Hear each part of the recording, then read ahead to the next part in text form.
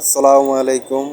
আপনারা এই মুহূর্তে যে বাড়িটি দেখতে পাচ্ছেন, এই বাড়িটি মাত্র 1.5 শতক জায়গার উপর তৈরি হয়েছে এবং এই বাড়িটির ফ্লোর পর্যন্ত পাকা করে দেওয়া হয়েছে এবং বাড়িটি সম্পূর্ণ টিন দিয়ে চারিদিকে বাউন্ডারি দিয়ে দেওয়া হয়েছে।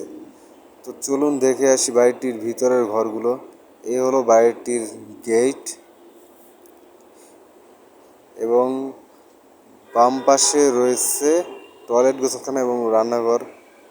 যে কোনো কারণবশত বন্ধুরা দেখাতে পারছি না টয়লেট, গোসলখানা এবং রান্নাঘরটি, এবং ঘরের ভিতরের অংশগুলোও দেখাতে পারছি না।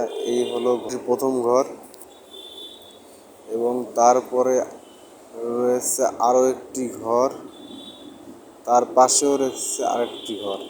এই হলো সর্বমোট 3টা ঘর এবং সামনে বারান্দার মতন একটু জায়গা হয়েছে, সেইখানটায় ছাগলের জন্য একটি ঘর করা হয়েছে।